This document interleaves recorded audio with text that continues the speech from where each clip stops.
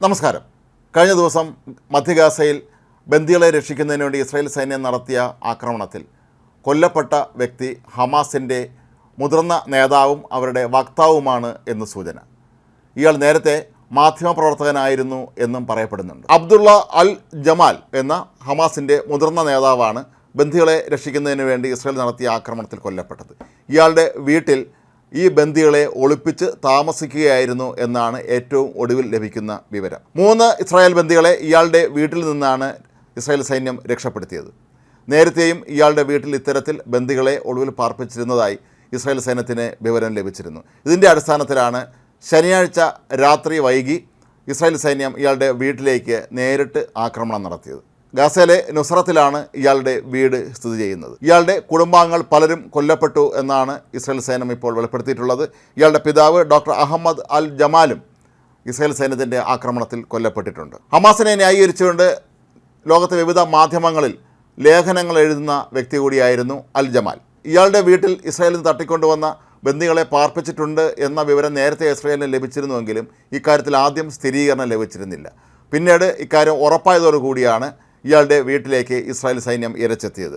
Mar Jan, Andre കോസ്ലോ, ഷ്ലോമി സിവ് എന്നീ 3 ബന്ദികളെയാണ് ഇയാളുടെ വീട്ടിൽ നിന്ന് ഇസ്രായേൽ സൈന്യം രക്ഷപ്പെടുത്തിയത്.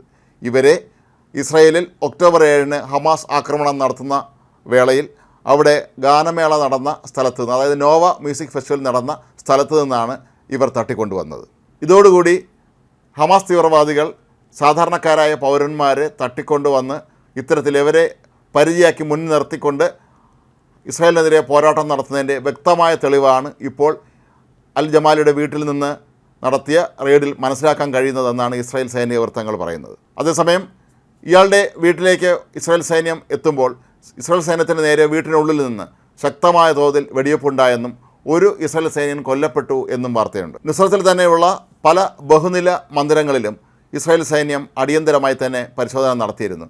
ഇവിടെ നിന്നൊക്കെ തന്നെ ഹമാസുമായി ബന്ധപ്പെട്ട നിരവധി ആയുധങ്ങളും തെളിവുകളും മറ്റും കണ്ടെടുക്കുകയും ചെയ്തിട്ടുണ്ട്. ഈ പല കെട്ടിടങ്ങളിലും താമസിച്ചിരുന്നവർ ഹമാസുമായി അടുത്ത ബന്ധമുള്ളവരാണ് എന്നാണ് ഇസ്രായേൽ സൈന്യം ഇപ്പോൾ വെളിപ്പെടുത്തിയിരിക്കുന്നത്.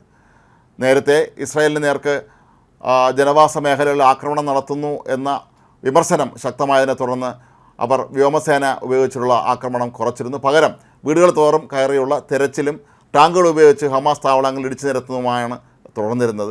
ഇതിൻ്റെ ഭാഗമായിട്ടാണ് ഇപ്പോൾ അൽ ജമാലിയുടെ വീട്ടിലേക്ക് എത്തുകയും ഇയാളുടെ വീട്ടിൽ നടത്തിയ ഈ പരിശോധനയിൽ ബന്ദികളെ രക്ഷപ്പെടുത്താനും കഴിഞ്ഞത്. പല ബന്ദികളെയും ഇതിനോടകം തന്നെ ഹമാസ് തീവ്രവാദികൾ വധിച്ചു കഴിഞ്ഞു എന്നും പറയപ്പെടുന്നുണ്ട്. എന്താണെങ്കിലും ഇപ്പോൾ 3 പേരെ മോചിപ്പിച്ചത് ഇസ്രായേൽ സൈന്യത്തെ സംബന്ധിച്ച് വലിയ ഒരു നേട്ടമായിട്ട് വേണം കണക്കാക്കാൻ. മാത്രവുമല്ല, ഇസ്രായേലിനെക്കുറിച്ച് ഹമാസ് പറഞ്ഞ് പരത്തുന്ന കള്ളക്കഥകൾ പലതും അത് കള്ളക്കഥകൾ തന്നെയാണ് എന്ന് ലോകത്തെ ബോധ്യപ്പെടുത്തുന്ന രീതിയിലാണ് ഇപ്പോൾ കാര്യങ്ങൾ മുന്നോട്ട് പോകുന്നത്. പ്രധാനമായും ജനവാസ മേഖലകളിൽ, അവിടുത്തെ സ്കൂളുകളിലും ആശുപത്രികളിലും വീടുകളിലും എല്ലാം തന്നെ ഒളിച്ചിരുന്നു കൊണ്ട്, അതല്ലെങ്കിൽ ആ മേഖലയിലുള്ള തുരങ്കങ്ങളിൽ ഒളിച്ചിരുന്നു കൊണ്ടാണ് ഇവർ പലപ്പോഴും ആക്രമണം നടത്തുന്നത്. കഴിഞ്ഞ ദിവസം ഇസ്രായേൽ സൈന്യം ഇവരുടെ നിരവധി തുരങ്കങ്ങൾ, ഏതാണ്ട് 20ലധികം തുരങ്കങ്ങൾ ഇടിച്ച് നിരപ്പാക്കിയിരുന്നു. ഇനി 80ഓളം തുരങ്കങ്ങൾ ഈ മേഖലയിലുണ്ട് എന്ന് പറയപ്പെടുന്നുണ്ട്. ഏതായാലും സമൂഹത്തിലെ മാധ്യമപ്രവർത്തകർ ഉൾപ്പെടെയുള്ള വിവിധ പ്രൊഫഷണലുകളെ തങ്ങളുടെ സംഘടനയിലേക്ക് ആകർഷിക്കാനും അവരെ ഉപയോഗിച്ചുകൊണ്ട് തീവ്രവാദ പ്രവർത്തനം നടത്താനും ഹമാസ് ശ്രമിക്കുന്നു എന്ന ഇസ്രായേലിൻ്റെ ആരോപണത്തെ തീർത്തും ശരിവയ്ക്കുന്നതാണ് ഇപ്പോൾ പുറത്തു വരുന്ന ഈ റിപ്പോർട്ട്.